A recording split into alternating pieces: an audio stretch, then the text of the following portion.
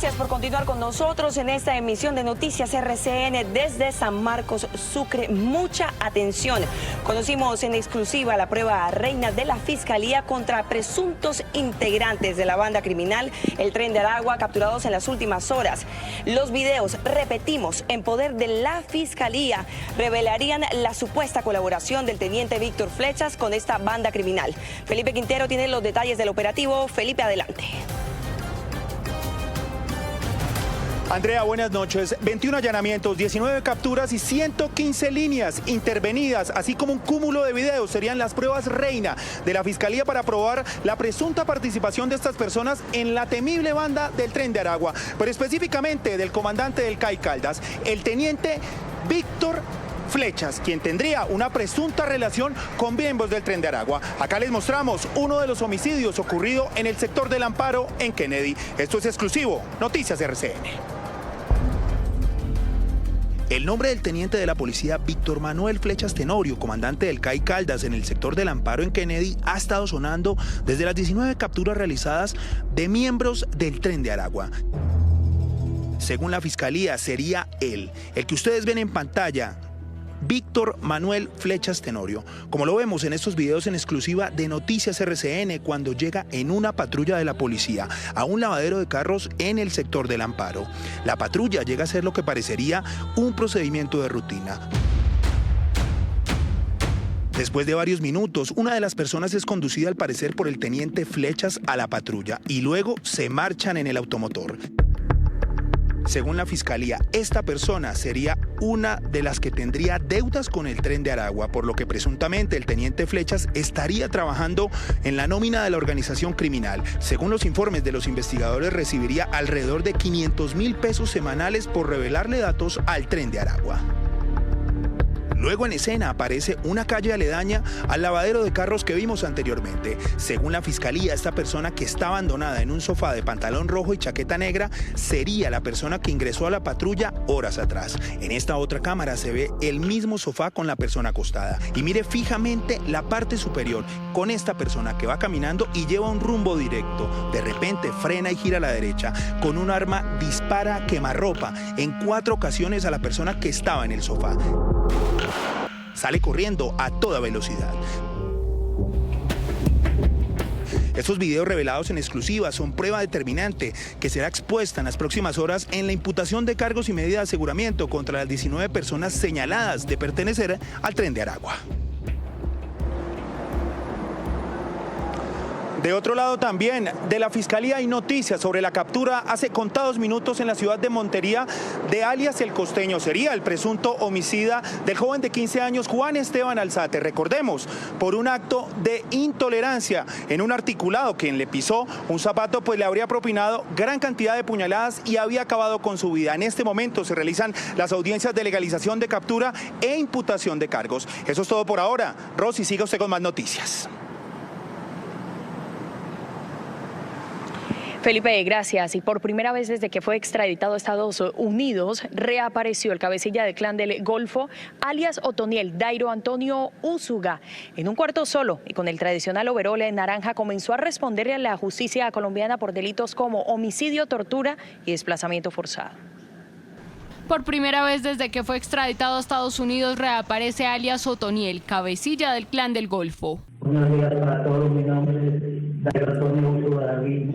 Fue citado por un juez en Colombia y desde un cuarto solo en la prisión en la que se encuentra en Estados Unidos, vestido con el tradicional overol naranja que deben llevar los presos en ese país, respondió en un proceso que adelanta un juzgado en Medellín en su contra por los delitos de homicidio, terrorismo, concierto para delinquir, tortura agravada, porte y tráfico de armas. Su abogado desde Colombia solicitó la nulidad del proceso. En el sentido de no existir elementos materiales probatorios para sustentar el delito de concierto para delinquir con la finalidad de traficar estupefacientes.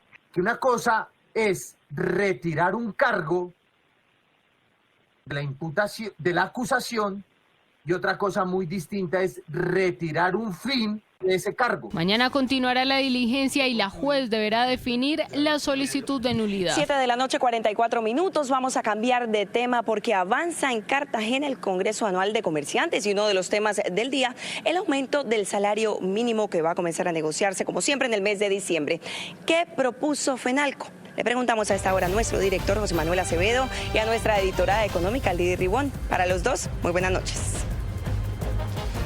Andrea Rossi, buenas noches. Ahí donde están los problemas de la gente, ahí estamos con las soluciones en Noticias RCN. Importante que ustedes estén allí desde La Mojana. Nosotros nos encontramos aquí con nuestra editora económica Lidy Ribón desde Cartagena, el Congreso Nacional de FENALCO. Lidy, hola. Hola, José Manuel, y estamos aquí acompañando a los comerciantes quienes están aquí en el Congreso de Nexus 2022. Ellos también están haciendo aportes para la economía del país. Óigame, muchos temas se han hablado aquí en esta jornada, pero uno de ellos tiene que ver con el salario mínimo. Vean ustedes la propuesta que está haciendo el presidente de FENALCO, Jaime Alberto Cabal. Si a eso le sumamos la comportación del salario, del incremento del salario mínimo, que mínimo seguramente va a ser el 13% por los efectos de la inflación más los puntos de productividad, pero que ojalá no sea más que ese porcentaje. Y de este tema, José Manuel, también habló el presidente Gustavo Petro durante el Congreso de ACOPI en Barranquilla. Señaló que así como aumenta la tasa del Banco de la República, la tasa de interés, también debería subir el salario mínimo. El Banco de la República ha elevado de 1.75% la tasa de interés a casi 10%. Y entonces lo único que se puede indexar a partir del crecimiento inflacionario es la tasa de interés. Esa sí se indexa, pero pregunten ustedes si se puede indexar el salario mínimo. Ahí está entonces lo que dice el presidente Gustavo Petro sobre este tema, Lidis. Y como si fuera poco, José Manuel, la ministra de Trabajo indicó que se deben congelar los precios de los alimentos para que el salario mínimo alcance. Podemos pensar en una congelación de la canasta básica, porque si a uno le suben un 10% y la canasta le sube el 12%, pues el valor adquisitivo queda subsumido por los costos de la vida. Y desde aquí, desde este Congreso de FENALCO en este año 2022, quiero saludar a Juan Daniel Oviedo para preguntarle cómo van sus cuentas en relación con los comerciantes de este país. Muy buenas noches. En el marco del Congreso Nacional de Comerciantes de FENALCO que se celebra en Cartagena, es importante hacer algunas cuentas del papel que juega el comercio en la economía del país y sus principales desafíos. En primer lugar, la información más reciente del DANE nos permite establecer que las actividades de comercio minorista y mayorista pesan aproximadamente el 8.7% del PIB, pero a la vez generan casi el 18% del empleo que se reportó en el informe más reciente, lo cual representa que las actividades de comercio son un sector clave por sus encadenamientos en la generación de empleo. Sin embargo, un segmento de la economía, que es el segmento de los micronegocios, la mayoría de ellos negocios familiares de sustento, entre 1 y 3 personas ocupadas, tienen un papel protagónico alrededor de las actividades de comercio. Tanto es así que el último reporte del DANE nos señala que de los 4.9 millones de micronegocios activos en el segundo trimestre del 2022, más de la cuarta parte, es decir, el 26.4%, se encuentran asociados con actividades económicas de micronegocios. Esto es una señal significativa de la preponderancia de la informalidad laboral en las actividades de comercio. Tanto a nivel nacional como dentro de las 13 principales ciudades, los indicadores de informalidad son superiores al promedio nacional. Tanto es así que dentro de las 13 principales ciudades estamos viendo casi 1.1 millones de personas ocupadas en actividades de comercio en condiciones de informalidad, por ende de vulnerabilidad. Por otro lado, mientras el comercio formal presenta un crecimiento significativo de sus ventas con una contracción del personal ocupado, es decir, con unas ganancias importantes de productividad que se reflejan así. Mientras en un mes promedio las actividades de comercio formal minorista vendían 100 pesos en 2019, en julio del 2022 estaban vendiendo 120.8 pesos con menor personal ocupado. Esto se visibiliza de forma significativa en las actividades informales de micronegocios que, según el último reporte del DANE, muestran contracción de ingresos nominales al menos 7,3% comparado con el segundo trimestre del 2019 y sobre todo una contracción del menos 2,5% del volumen de micronegocios asociados con las actividades de comercio.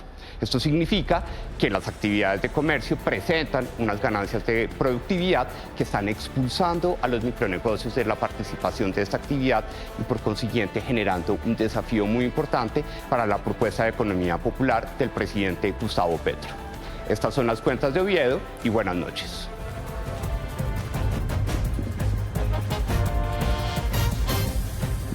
Estamos desde San Marcos, Sucre, aquí en esta zona, Rosy, zona comercial. Para muchos de los vecinos, esta hora es una calle fantasma porque los negocios tuvieron que cerrar y las casas quedaron abandonadas. Pues eso precisamente, Andrea, hay que mostrarlo. Ustedes están viendo aquí una de estas calles fantasmas por cerca de 5 meses de inundaciones y que hasta el momento, según las cifras de la alcaldía, son 21.000 personas las que han resultado damnificadas por esta situación, Andrea. Pues mire, Rosy, son 10.000 hectáreas afectadas, 100 comercios que tuvieron que cerrar, que están vandalizados además, y algunas casas donde llegaron los amigos del ajeno a aprovechar mientras los otros necesitaban de ayuda. Uno de los sectores económicos de los que viven aquí en esta región, en esta zona específicamente, pues es la ganadería. Señora. Y ese, como era de esperarse, también resultó afectado. Mire, 30.000 reses han muerto. Esto ha dejado pérdidas por más de 90.000 millones de pesos y hay que decirlo también. Nosotros aquí acompañando a las personas nos hemos dado cuenta de que los 10.000 mercados que dice la alcaldía que entregó, pues dicen los comerciantes que no son suficientes. Pues mire, hasta aquí llegó la vecina Cristobelina a decirme, Andrea, el agua me llega hasta aquí y necesitamos ayuda. La gente desesperada está durmiendo en cambuches a borde de carretera. Y aquí estamos para acompañar a nuestra gente en Sucre.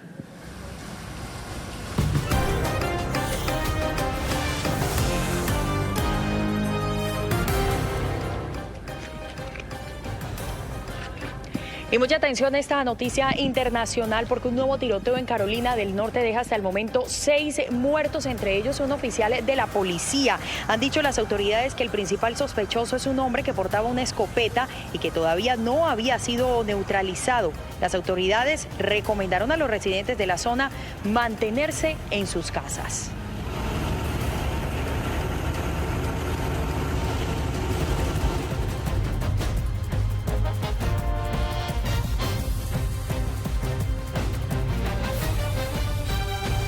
Una de las apuestas de la gobernación de Sucre es, Andrea, precisamente la visibilización y potencializar además el turismo en el departamento. Por eso, las inversiones en materia vial, pero también en la capacitación de promotores turísticos. También están invirtiendo a lo largo del Golfo de Morrosquillo y en la repotencialización del turismo ecológico. Con todo esto, lo que buscan es que Sucre se convierta mucho más atractivo para los turistas. Cientos de turistas atraídos por la tranquilidad del mar llegan hasta aquí, en estas playas conocidas como el Rincón del Mar, en San Onofre. Ay, es maravilloso, mucho más tranquilo, me gusta y muy limpio. Viajes distantes para algunos, pero que para el turista vale la pena. Queda 3 horas de Cartagena, pero uno ya quiere quedarse acá. Sí. Nosotros veníamos aquí a bañarnos y volvernos, pero ya, mire, me va a quedar, sí. Desde la gobernación de Sucre trabajan en la capacitación de los promotores turísticos de la población, en la adecuación de las vías de acceso. El Golfo de Morrosquillo, las playas de San Onofre, detrás están los Montes de María, especiales para el turismo de aventura. Otra de las apuestas del turismo en Sucre es visitar su naturaleza, conocer sus artesanos y su vínculo con la caña flecha. Múltiples opciones para descubrir en la región del Mar de Plata.